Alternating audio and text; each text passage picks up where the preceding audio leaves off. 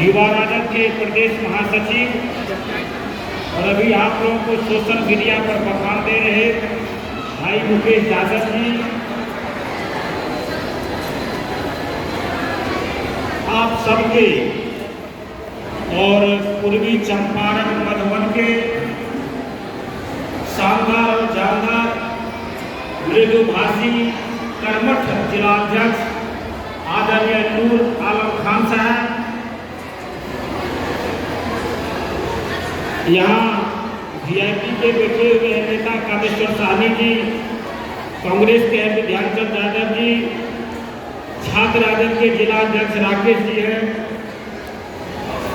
और उपस्थित मंच पर सभी मान सम्मान के भाइयों और नरकटिया विधानसभा से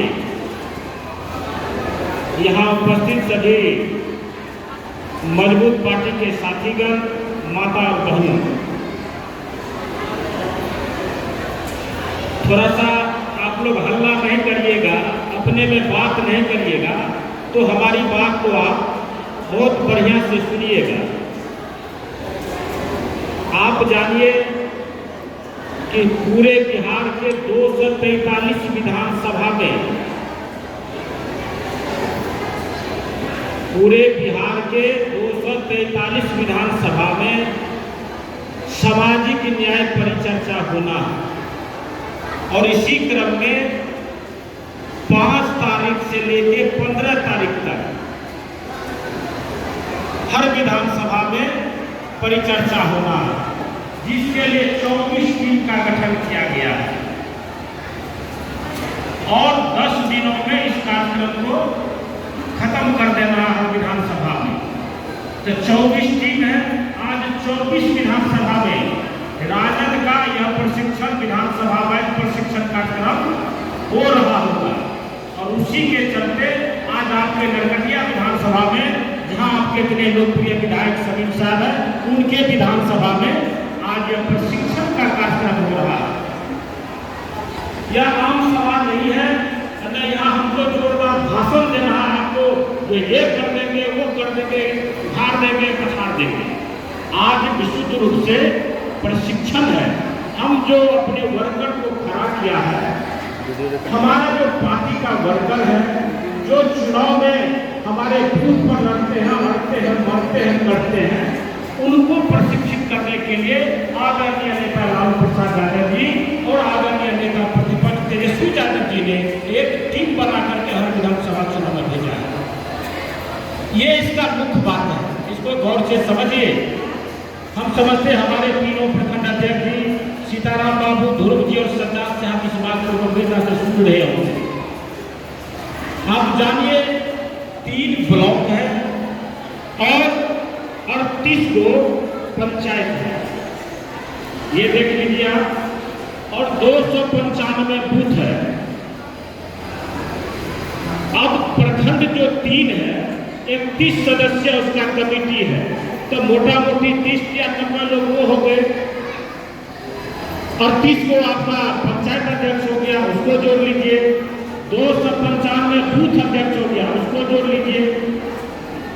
अब जोड़ लीजिए जो आपका महिला का विंग है, छात्र का विंग है, युवा का है, अति पिछड़ा व्यवसायिक है, इन सबको जोड़ दीजिएगा। सबके अध्यक्ष को और पंचायत अध्यक्ष को बुला लीजिएगा तो 400 से 500 आपका वर्कर का एक मजबूत फौज खड़ा होता है। लेकिन जो आज हम यहाँ आए हैं, आज जो प्रशिक्षण कार्यक्रम हम आए हैं, तो हमें लगता है कि जिस उद्देश्य से इस कार्यक्रम को किया गया, तो न तो हमारे प्रखंड अध्यक्ष उस पर सही से खड़ा उतरे और न हमारे जिला अध्यक्ष इस पर खड़ा उतरे। अब 400-500 जहाँ मेरा मजबूत वर्कर है पार्टी का, वहाँ हम देख रहे जो हमको सुनने आए सब अपने में लगे हुए हैं। तो अध्यक्ष जी, सीताराम बाबू, ध्रुव बाबू और सरदार साहब, ये आपकी जवाबदेही थी कि हम जो हमारे प्रकोष्ठ के जिलाध्यक्ष हैं, उनसे उनका लिस्ट लेकर के उनके प्रखंड अध्यक्ष को, उनके कमेटी को, आप अपने कमेटी को, आपके ब्लॉक में जो प्रदेश के पदाधिकारी है उनको, आपके यहाँ जो प्रमुख साथी है उनको आज के बैठक में आपको सबको लाना था। तो हमारी बात को बहुत गंभीरता से सुनते और अच्छा कार्यक्रम होता। भीड़ काफी है, लोग काफी है, क्योंकि नेता के प्रति लोगों का लगाव है। लेकिन जो हमारी माँ बहनें आई हुई हैं वो बूथ पर नहीं जाएंगे लड़ने के लिए, वो वोटर को बुला के लाने के लिए नहीं जाएंगे, उनको हमारा वर्कर करेगा, जो प्रमुख साथी है वो करेगा।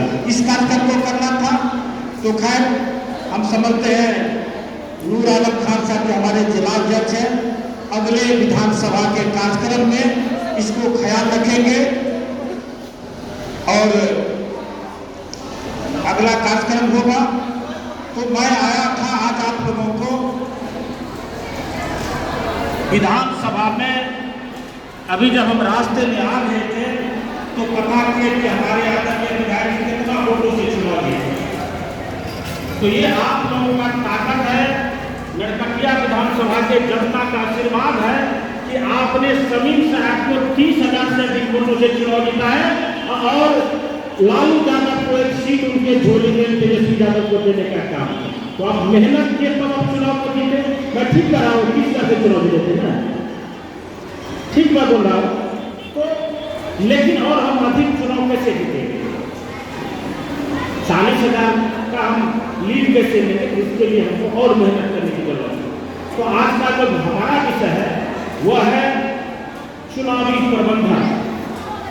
26 मार्च का ये डेट है, ये मैं आपको बताना था। आप लोगों बहुत कुछ आप जानते हैं, पोलिंग एजेंट के बारे में हमको बताना था, मतदान केंद्र के बारे में बताना था, और जो वोट का गिनती होता है वोटिंग एजेंट का, उनके बारे में हमको बोलना था। फिर बूथ का जो प्रबंधन है वह कैसे होता है इस पर भी बोलना था।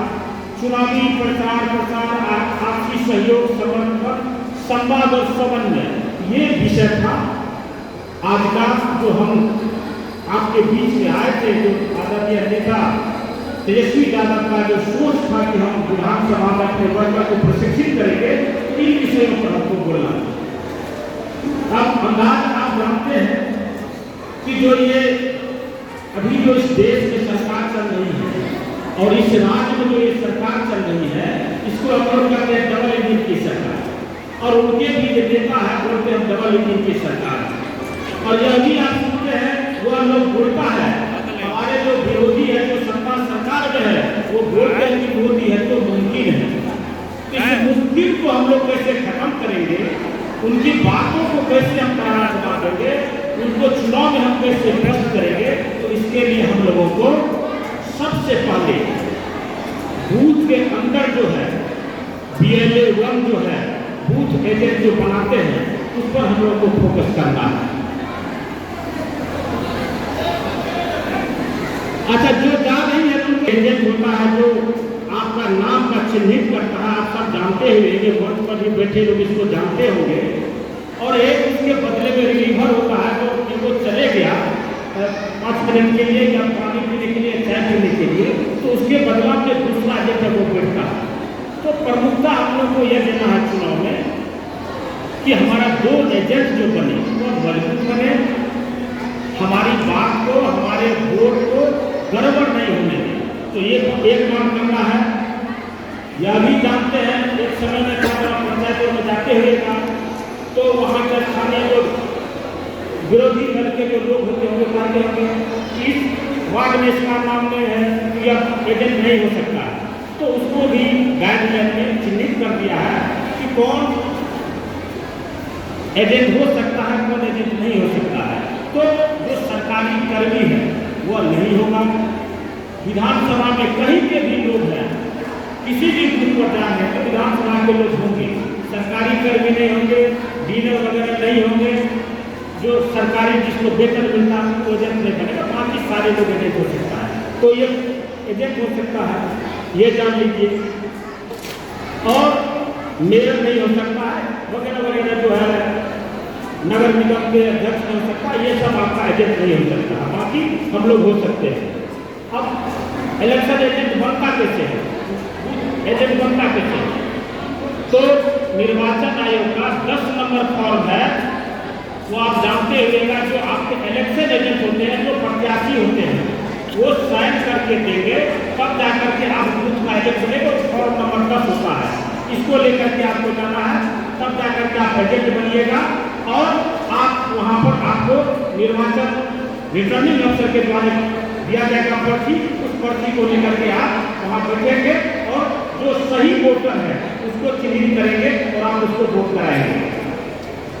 अब और क्या है, अब कोई गलत वोटिंग कराने के लिए आए, फर्जी वोटर है, आप उसको कैसे रोकिएगा?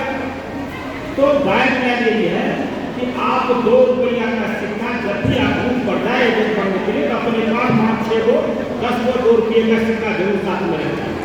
2 रुपया के सिक्का से आप चैलेंज कर सकते हैं कि ये वोटर जो है फर्जी है, तो आपके बात को रिटर्निंग अफसर मानेगा, 2 रुपया का शुल्क आपको देना होगा। तो हर हालत में हमको जो फर्जी वोटर है उसको रोकना है, ये काम भी हमको करना है। अब सबसे महत्वपूर्ण बात क्या होता है, जो जिन्हें हम बनाते हैं, इस बात को सब लोग हम समझते हैं कि हम माननीय विधायक जी को भी कहते हैं, सलीम साहब को भी, कि इनको जरूर गंभीरता से सुनिए कि जब एजेंट आप बनते हैं तो 5 बजे से प्रयास करिए कि हम बूथ पर चले जाएं, क्योंकि जो अफसर होते हैं 5 बजे तैयार होकर के ईवीएम वगैरह लगा करके फिक्स कर देते हैं, 7 बजे से पोलिंग हो जाता है, तो आप 5 साढ़े 5 बजे बूथ पर पहुंच जाइए। फर्स्ट फेज में क्या करता है, जो बूथ पर जो एजेंट आता है, तो बूथ पर एजेंट आता है तो उसको उसके सामने में गाइडलाइन है कि उनके सामने मॉक पोल होता है। जानते हैं आप मॉक पोल होता है, आप भी जानते हैं मॉक पोल होता है। तो मॉक पोल होता है 50, 100, 25, 100, 150 मॉक पोल होता है।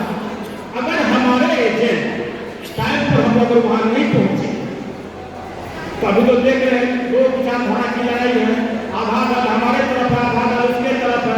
तो एजेंट तो जो ये करेगा हमारा होगा या आपका होगा या और कोई होगा, तो जिसको आप खड़ा किए हुए हैं जिसको खड़ा किया होगा। तो अगर हम नहीं रहेंगे, हमारे एजेंट नहीं रहेंगे, तो मान लीजिए एक विधानसभा में 295 बूथ है, नरकटिया विधानसभा में 295 बूथ है।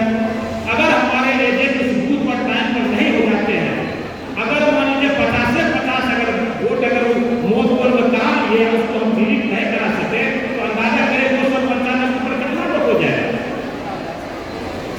5000 तो लगभग हो जाएगा ना। तो इसलिए हर हालत में हमारे जो एजेंट है बूथ एजेंट, उसको 5 साढ़े 5 बजे सारा चीज नहा धो के कंप्लीट करके चले जाना है, अपने सामने में मॉक पोल कराना है और देखना है कि जो वो वोट गिर रहा है वो जिसको डाला जा रहा है सही है या नहीं है। वो सब अगर लगे कि जहां वोट पड़ा है वही पड़ रहा है, जो वोट गिरा जितना गिरा उतना ही उसका कैलकुलेशन दिखा रहा है, तब तो आप उसको डिलीट करा करके ईवीएम को परमिशन दीजिए वोटिंग कराने का।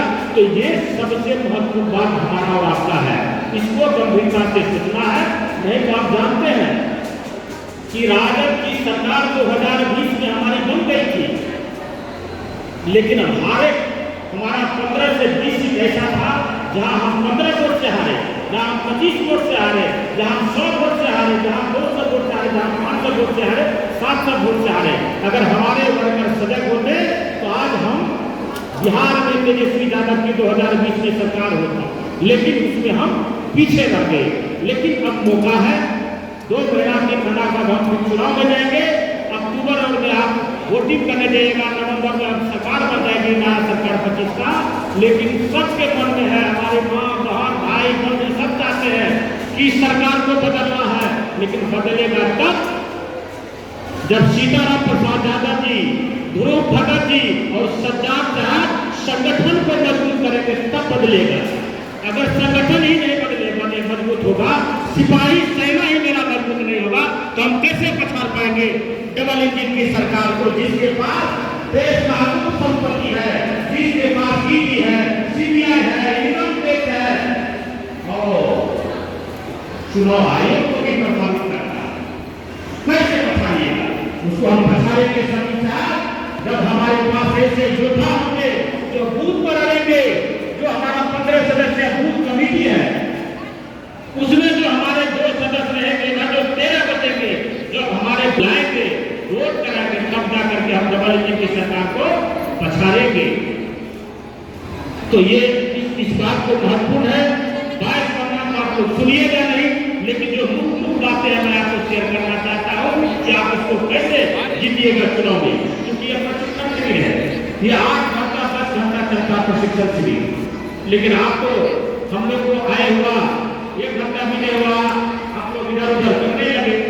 तो जो वर्कर होता है 8 घंटा 10 घंटा बैठ करके प्रशिक्षण शिविर में सुनने का और समझने का काम करते हैं। तो ये आपको करना है।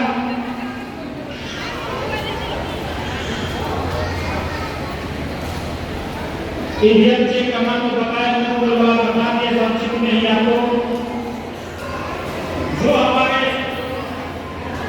पोलिंग एजेंट बूथ पर बैठते हैं उसके पास वोटर लिस्ट रहता है। वोटर लिस्ट में जो हमारे वोटर वोट गिराते हैं उसको हम चिन्हित करते हैं। संगठन के आप अध्यक्ष हैं, गलत में कांग्रेस की सरकार बनेगी, लेकिन हुआ क्या, बीजेपी की सरकार बन गई।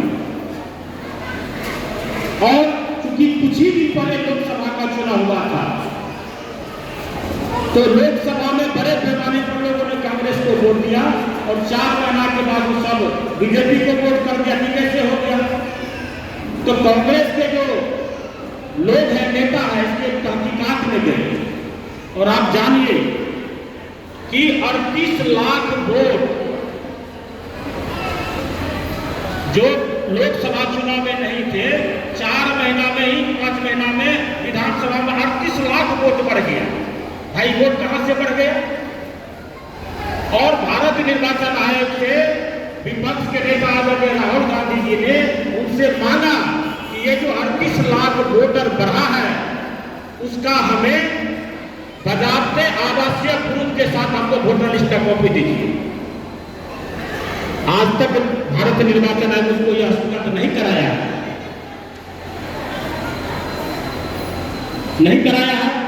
अब कैसे पता चलेगा कि वोट कहां से बढ़ गया? लेकिन आप जानिए कि जो लोकसभा चुनाव हुआ उसके अगल बगल के लोगों को वोटर बड़े पैमाने पर भारतीय जनता पार्टी का जो IT सेल है उसमें जोड़ करके उसको वोट प्रतिशत को बढ़ाने का काम किया। तो अब उसको कैसे रोकिएगा? तो जो हमारे पोलिंग एजेंट है बूथ पर रहते हैं, तो उसको अंतिम तक, जब तक मशीन ईवीएम सील नहीं हो जाए तब तक हमको वहां रहना है। और हमको करना क्या है? आपका राइट है, अधिकार है कि आपको रिटर्निंग अफसर 17 सी फॉर्म देगा। उस 17 सी फॉर्म जो है उस ईवीएम में कितना वोट गिरा, कितना महिला गिरा, कितना पुरुष गिरा, वो सारा डिटेल आपको 17 सी फॉर्म पर लिख करके देगा। तो जो हमारा काउंटिंग एजेंट है उसका यह दायित्व है कि जब तक हम लोग 17 सी फॉर्म ले नहीं ले, रिटर्निंग अफसर का दस्तखत नहीं करा दे, तब तक ईवीएम काउंटिंग बूथ को हम नहीं छोड़े। तो 17 सी फॉर्म ले लेना है। उसमें आपको आप जानिए कि ईवीएम का नंबर रहेगा, उसका वीवीपैट का नंबर रहेगा, सारा नंबर चढ़ा करके तब जो वोटिंग एजेंट को पार्टी के तरफ से सील वोट दिया है उसको सील करके आइए और 17 नंबर फॉर्म सी लेकर के आइए और उस 17 सी फॉर्म को अपने जिलाध्यक्ष के पास या जो माननीय विधायक आपके उम्मीदवार है या संगठन के लोगों को दीजिए, ताकि हमें पता चले जब मेरा मतगणना हो और ये वोटिंग हो तो जो मेरे पास फॉर्म 17 सी रहेगा, 14 टेबल होता है उस गिनती के अनुसार से, तो मिलान करेगा कि वास्तव में जो ईवीएम में हमने वोट डाला, जो हमारा जितना वोट गिरा, कितना वोट है वो दिखा रहा है कि नहीं दिखा रहा है। तो 17 नंबर से ही आपको 17 सी से ये पता चलेगा। ये आपको लेना है, ये एकदम जरूरी है। आपको काउंटिंग हॉल के बाहर, मतगणना हॉल के बाहर जहाँ वोटिंग हो रहा है, वोटिंग जहाँ हो रहा है उसके बाहर, अब मान लीजिए जो हमारे एक साथी बैठे हुए पर्ची चिन्हित करने वाले पोलिंग एजेंट, वोटिंग हो गया, आधा से अधिक समय बीत गया, 4 बज गया, 5 बज गया, कुछ अपने लोग नहीं आ रहे हैं, तो वहाँ देखिए कि उसमें कौन कौन अपने लोग नहीं आए हैं, और जो लोग नहीं आए उसको वीवर को बताइए कि बाहर ये अपना लोग तो बाहर बुलवाइए, तब आपका वोट प्रतिशत भी बढ़ेगा। तो जो 15 सदस्य अप्रूव कमेटी है उसमें ये आपको बताएगा, ये बढ़ेगा, ये भी करना चाहिए, बहुत जरूरी है। तो बुलावा टीम को भी रखिए, बुलाइए।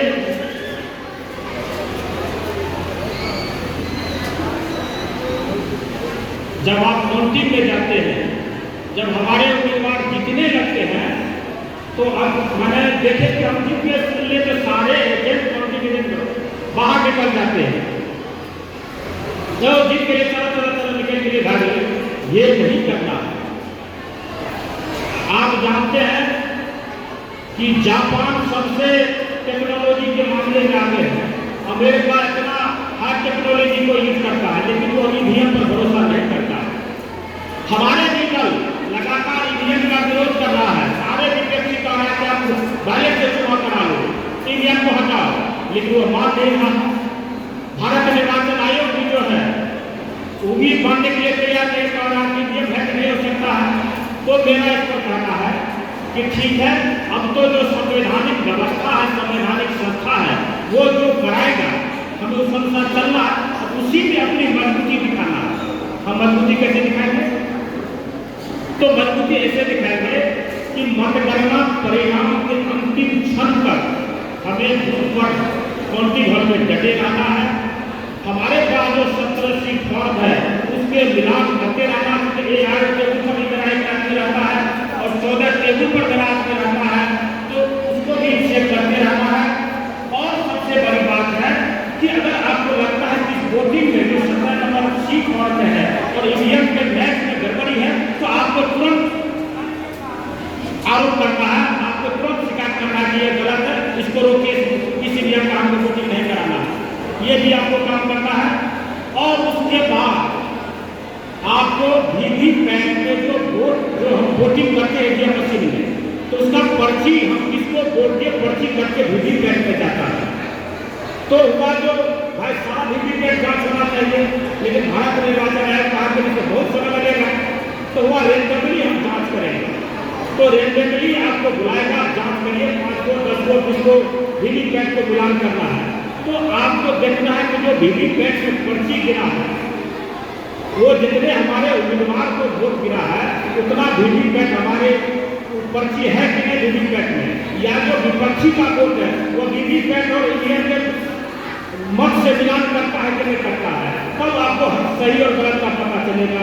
तो हमारे काउंटिंग एजेंट को अंतिम क्षण तक, जब तक हम वीवीपैट का मिलान नहीं कर ले, तब तक हमको मतगणना केंद्र को नहीं छोड़ना है। इस बात को भी अध्यक्ष जी आप अपने जो 29 सदस्यीय कमेटी है, आप उनको तीनों जरूर समझाने का प्रयास करिएगा।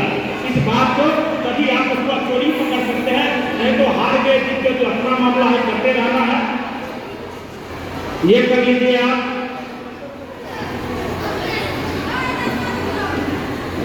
आपको मैं एक चीज और बता रहा,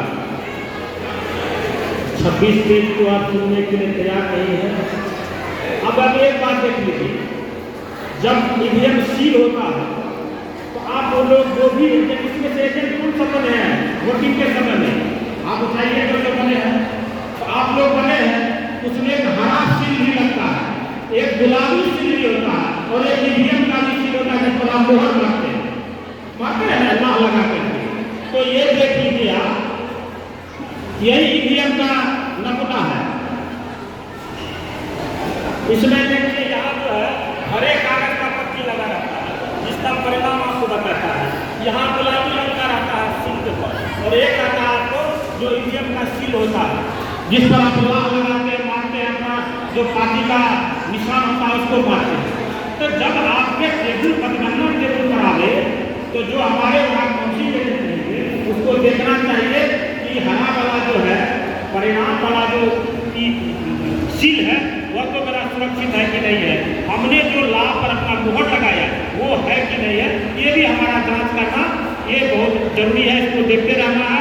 लोग करते हैं उम्मीदवार ईवीएम के घर को घेर करके हम लोग सुरक्षा में रात भर जगे रहते हैं, लेकिन छोटी छोटी बात को भी हमको ध्यान रखना है कि ईवीएम जब आवे मशीन को देखना चाहिए उसको हमारा सील लगा हुआ है कि नहीं।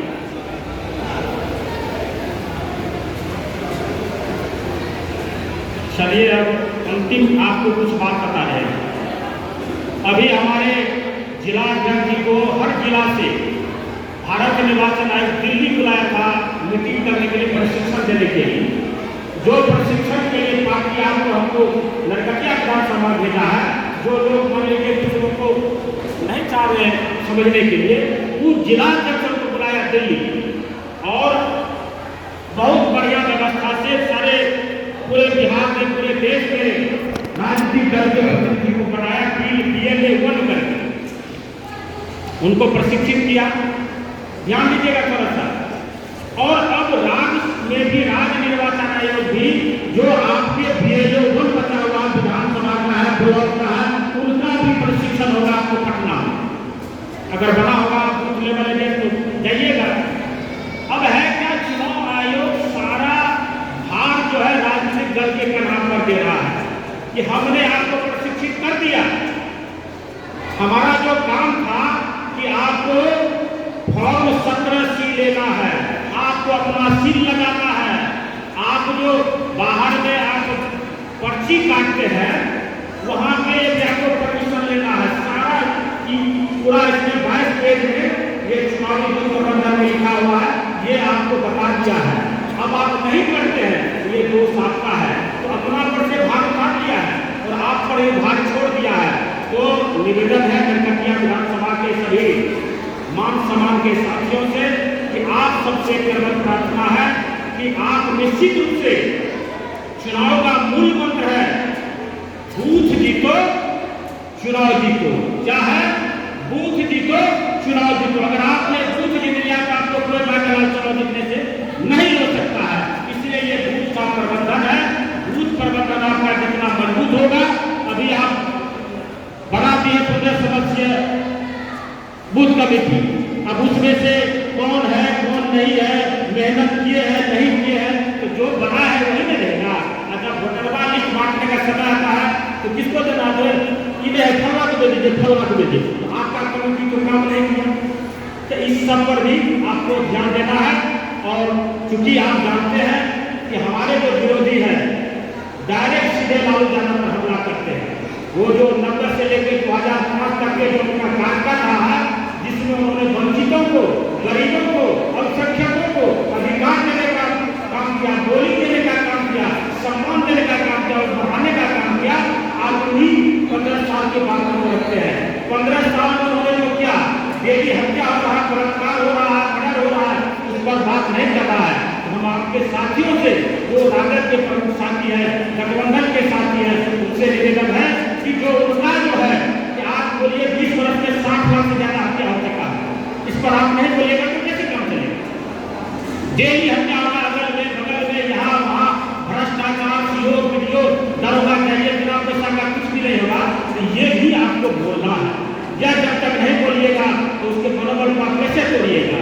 और इन सब बातों को आपको अखबार वाले, मीडिया वाले भी आपके साथ नहीं है, वह भी मोदी मीडिया के नाम से जाना जाता है। तो आप सब लोग इन सब बातों को सोशल मीडिया के माध्यम से और चौक चौराहे पर बोल करके आदरणीय नेता तेजस्वी यादव का जो घोषणा है, उनका जो मिशन है, उन्होंने जो कहा है, उस बातों को बोलना, वो बात आपको भूदेव बाबू आपको बताएंगे, हमारे विधायक समीर साहब आपको बताएंगे।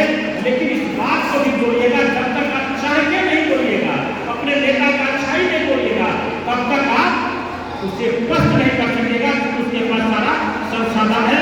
नरकटिया के आप सबों का दर्शन हुआ, समीर साहब से भी हमारे दर्शन हुए, क्योंकि हम और समीर साहब एक बार चुनाव में गए थे। इतने लोकप्रिय आपको विद्वान है और जहाँ